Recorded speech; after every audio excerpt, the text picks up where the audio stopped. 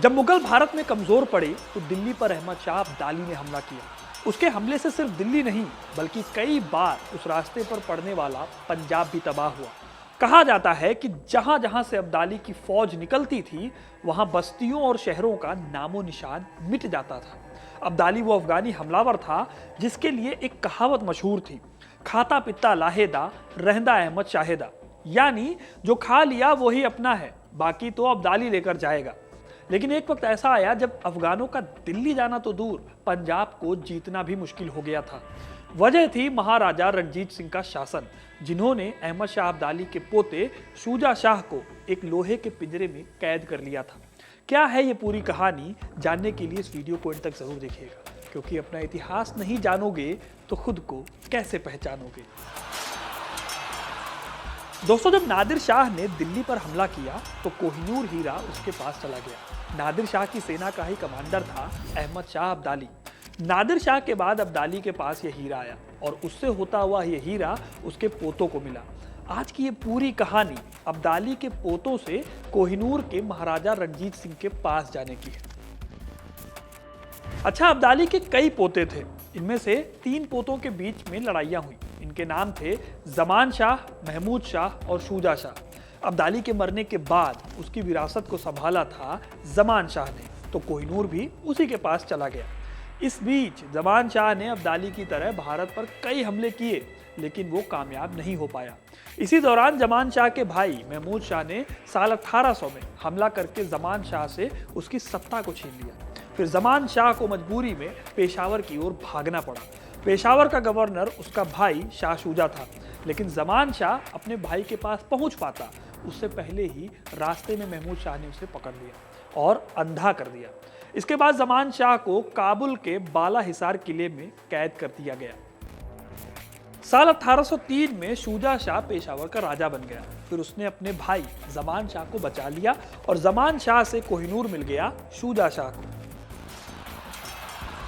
तभी महमूद शाह ने फिर से पेशावर पर हमला किया और शुजा शाह को भी हरा दिया और पेशावर को भी उससे छीन लिया। तमाम कोशिशों के बाद शुजा शाह को पेशावर से भागना पड़ा, जिसके बाद उसे अटक के गवर्नर ने शरण दी। हालांकि दोस्तों, अटक का गवर्नर भी महमूद शाह से मिला हुआ था, जिसने धोखा देकर शुजा शाह को पकड़ लिया और कश्मीर में कैद करा दिया। उस वक्त कश्मीर का गवर्नर था अत्ता मोहम्मद खान बरकजई। अब बाद में हुआ क्या कि ये जो अता मोहम्मद खान बरकजई था, इसने महमूद शाह से खुद को अलग कर दिया और साल 1809 में खुद को आज़ाद घोषित कर दिया। ये बात महमूद शाह के दोस्त फतेह खान को पसंद नहीं आई। अभी इस कहानी को मैं आगे बताऊंगा कि क्या हुआ, लेकिन उससे पहले आपके लिए जानना जरूरी है कि इस टाइम पर शुजा शाह के परिवार का क्या हुआ। तो जमान शाह, जो कि अंधा हो गया था, उसका परिवार और शुजा शाह का पूरा परिवार साल 1810 में भागकर पहुंचा महाराजा रणजीत सिंह के पास मदद मांगने के लिए, शरण लेने के लिए। शुजा शाह की बेगम वफा बेगम ने महाराजा रणजीत सिंह से वादा किया कि अगर वो कश्मीर को जीतकर शुजा शाह को छुड़ा लेते हैं तो वो उन्हें कोहिनूर हीरा तोहफे में दे देंगी, और शुजा शाह की अमानत ये कोहिनूर हीरा थी। वफा बेगम को महाराजा रणजीत सिंह पर पूरा भरोसा था। महाराजा रणजीत सिंह ने वफा बेगम के ऑफर को एक्सेप्ट कर लिया और साल 1812 के बसंत के महीने के आसपास उन्होंने सबसे काबिल जनरलों में से एक दीवान मोहकम चंद को बड़ी सेना के साथ कश्मीर भेजने की तैयारी कर ली। लेकिन दोस्तों, इस बीच एक और बड़ी बात हो जाती है। कुछ देर पहले मैंने बताया था कि कश्मीर के अत्ता मोहम्मद खान ने खुद को आज़ाद घोषित कर दिया था, जिससे कि महमूद शाह का जो साथी था फतेह खान, वो नाराज हो गया था। हुआ ये कि साल 1812 में जब कश्मीर के लिए रणजीत सिंह की सेना निकल रही थी, ठीक उसी वक्त फतेह खान की सेना भी कश्मीर के लिए निकल गई।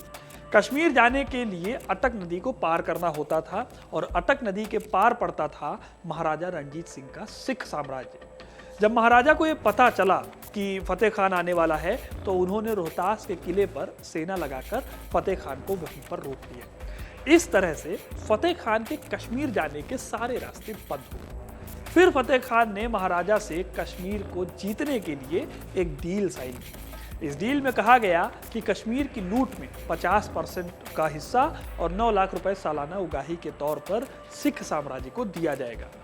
फिर जब ये डील साइन हो गई तो 1 दिसंबर 1812 के दिन दोनों सेनाएं एक साथ कश्मीर के लिए निकली।